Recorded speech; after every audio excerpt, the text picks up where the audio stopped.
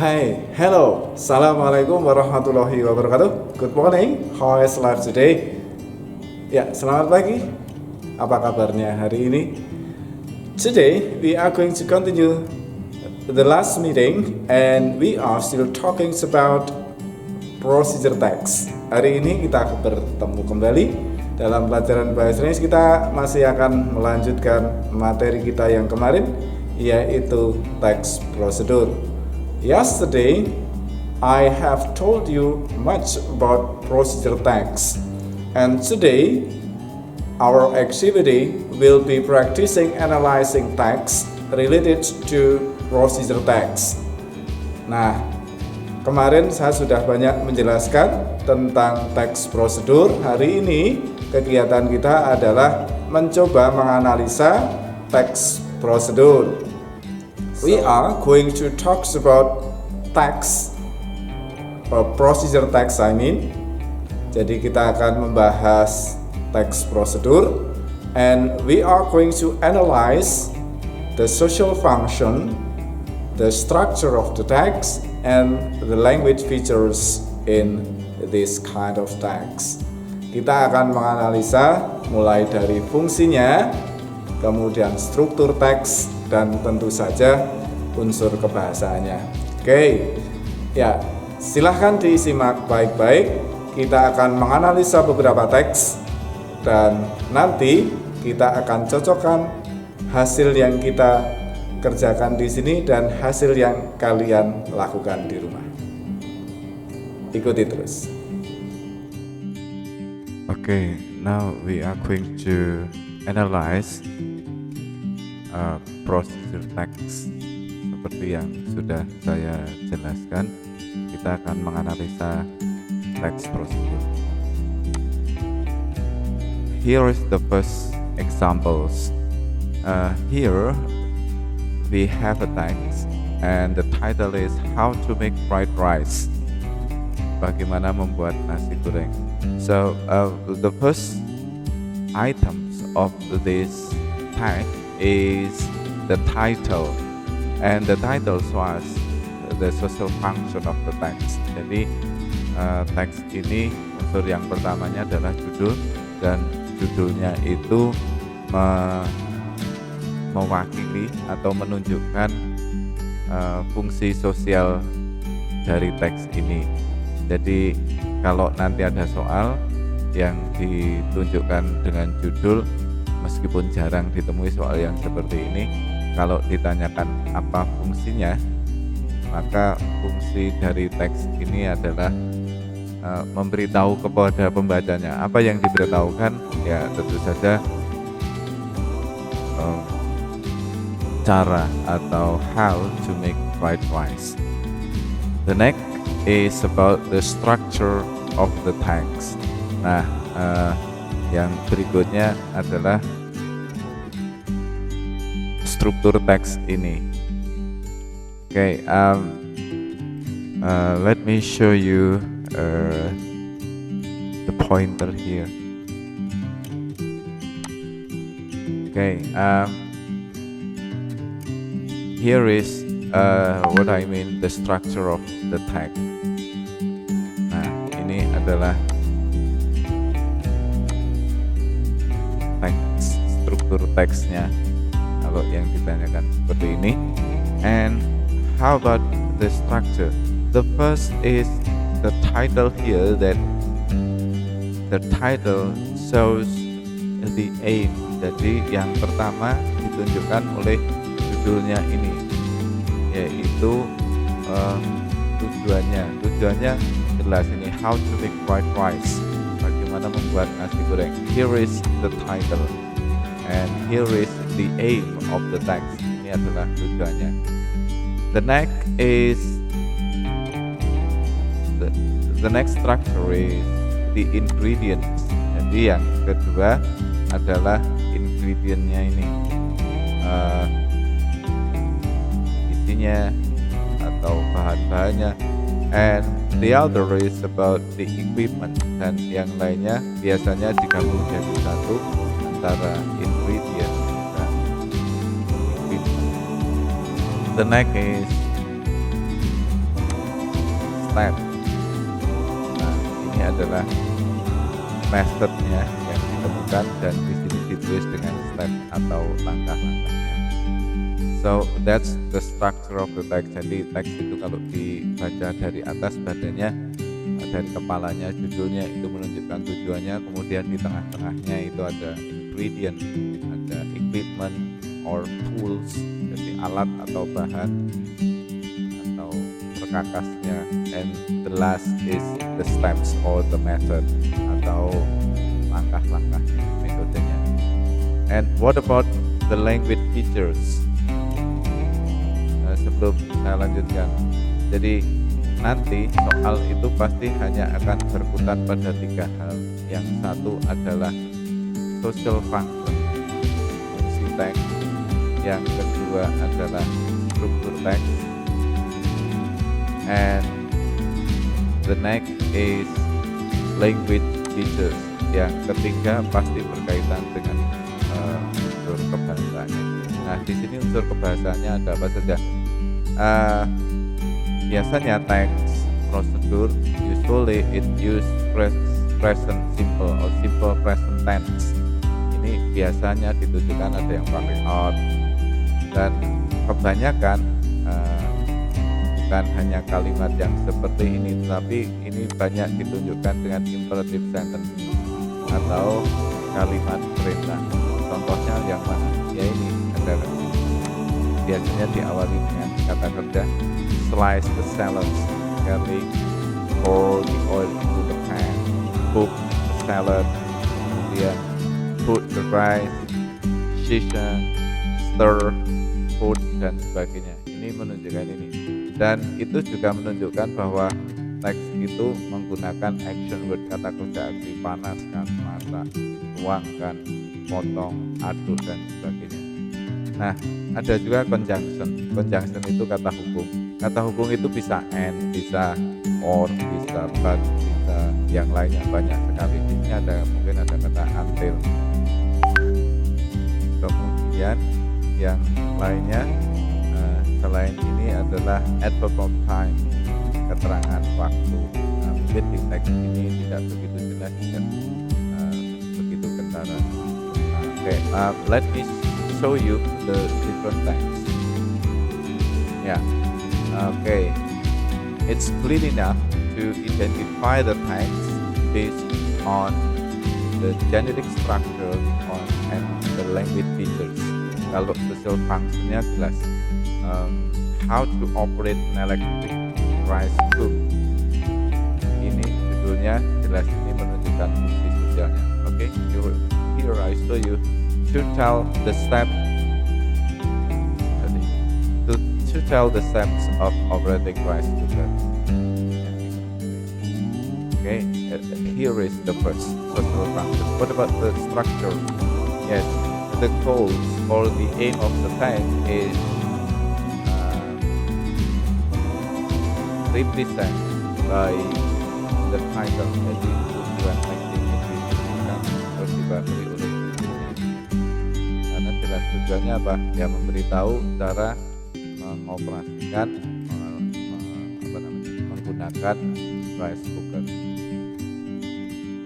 And the third is not the third but the next. The step. Why we do not find ingredient or equipment? Kenapa kok di sini tidak ada bahan, tidak ada alat yang dibutuhkan? Ini karena ini cara manual, cara melakukan sesuatu biasanya ditunjukkan langsung seperti ini, tidak perlu menyebut bahannya apa saja yang dibutuhkan karena pasti sudah ada alat. So here is the steps 1, 2, 3, 4, 5, 7. Nah, yang di sini lebih ringkih adalah language features, unsur kebahasaan yang ada di teks ini apa saja. Ya, kebetulan ini sudah diwarnai kuning. Simple present tense showing by the color of yellow. Ini ada the inner side is clean. Kata is ini menunjukkan ini bahwa text ini menggunakan bentuk present tense ada juga kalimat yang ini lah, kalimatnya banyak. We can remove, ya, we need pakai display lagi, pakai ini juga. The cooking process is over, the rice is ready. Oke, ini menggunakan sebelumnya. And the next is about verbal sequence. Kata keterangan yang menunjukkan urut-urutan. Jelas di sini, oke. First, then, so that, not so that. First, then, finally, mungkin ada next, after that, dan sebagainya. Tapi di sini tidak ada, yang ada kata then. Kemudian, first, then, after that. Kemudian yang imperatif sentence, oke. Hampir semuanya karena ini adalah kalimat perintah. Cara mengoperasikan itu tentu saja menggunakan kalimat perintah. Wash the cooking pan, measure the rice, rinse the rice, add some water, and so on. Ya, cukup jelas warnanya pun. Cuci bagian dalamnya, kemudian takar berasnya, bilas, tambahkan air, rendam, dan seterusnya. Oke. Kemudian ada action verbs. Ya jelas, action verb itu semua di sini semuanya action verb. Wash, make sure, put, itu kan action verb. Oke. Kemudian conjunction, kata hubung yang dipelajari sebelumnya adalah kata so that, walaupun kata and, kata and. Oke, sudah ada. Okay, no problem. But be careful with the word so that, so. Okay, ya, perhatikan di bagian sebelumnya. That's adverb. Conjunction. Adverb of time. Oke, yang ini saja. Contohnya 30 menit ya. 30 minutes. Okay, that's how we analyze procedure text, and here I give you an example of manual. Yang ini contoh manual kalau menganalisanya seperti itu. Nah,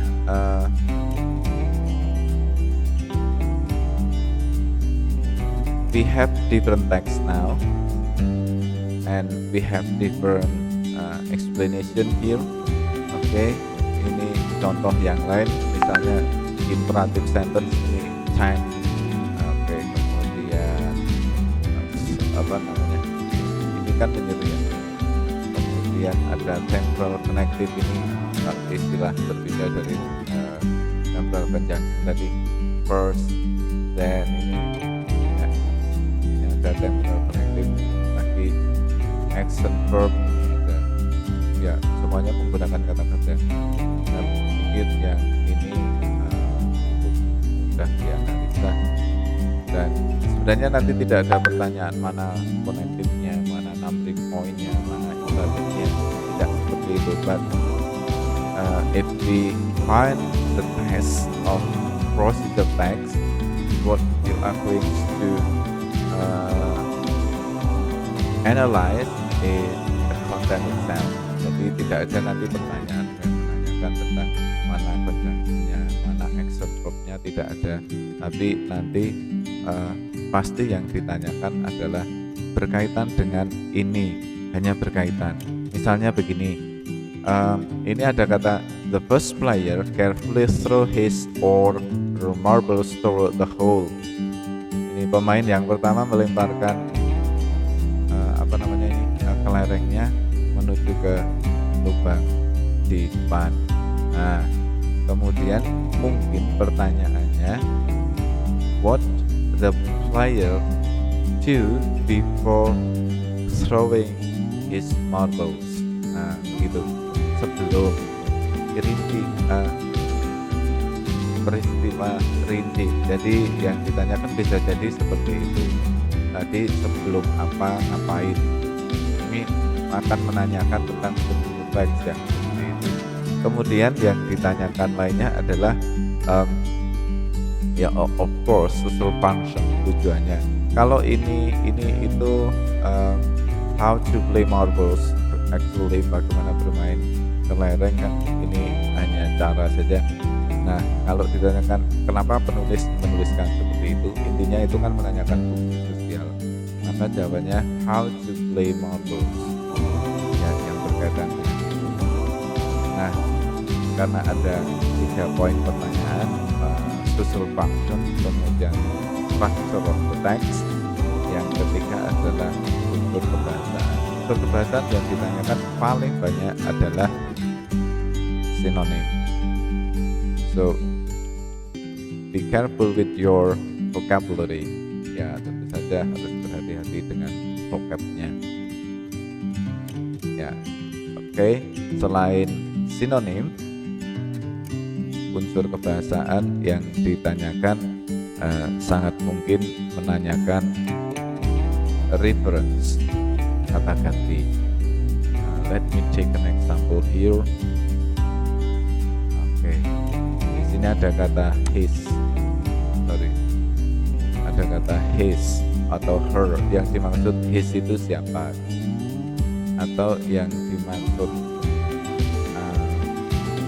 this player itu yang mana, yang dimaksud kata they yang mana, siapa.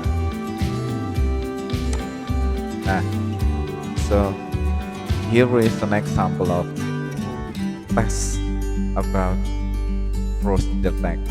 Nah, ini how to make gado-gado. And the first question here is what should we do after boiling the potatoes until tender? Should we do, yang ditanyakan what, apa. Should we do, yang kita lakukan. After, ingat ada kata hubung waktu, yaitu kata after. So jangan cari kata after di sini, but what we have to find here is the keyword. What should we do after boiling the potatoes? Oke, berarti yang kita cari boiling the potatoes, karena kata kuncinya di sini. Apa hubungannya dengan after? After sesudah, maka sesudah boiling the potatoes, what should we do? Apa yang harus kita lakukan? Pasti ini ada di method, di stepnya, di cara-caranya. Oke, kita cari mana kata potato. Oke, can you find it? Oke, look at this one. Scrub potatoes and cook in boiling salted water for around 50 minutes or until it tender. Dan sebenarnya kata kuncinya ada di sini. Oke, nah ini ternyata di langkah pertama. Apa yang dilakukan setelah ini? Cook in boiling salted water, direbus di air garam. Nah, apa yang dilakukan setelah nomor 1 ini? Kalau di sini misalnya slice up potatoes, ada nggak slice up potatoes? Ternyata ada. So here is the answer. Okay.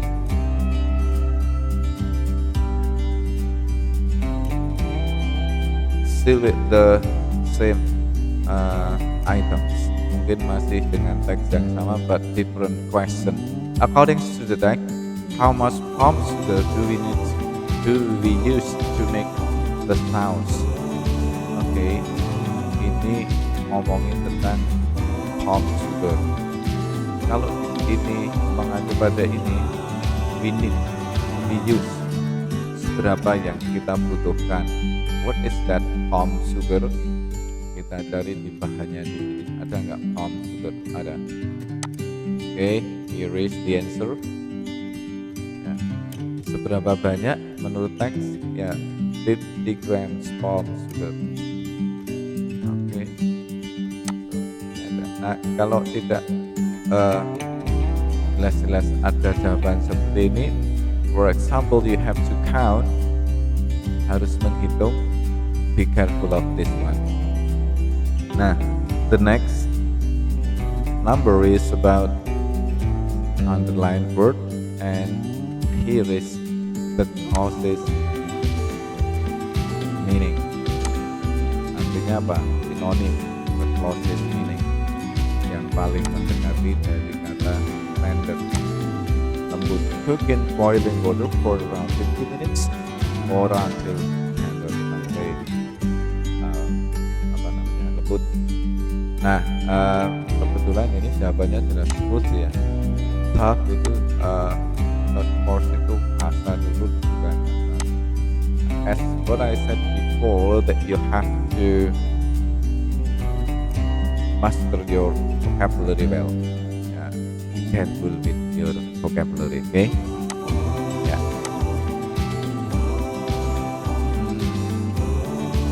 Okay, this about tips how to clean a refrigerator.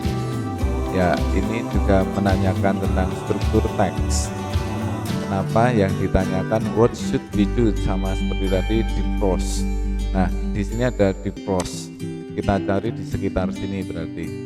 What should we do after turn the temperature control defrost?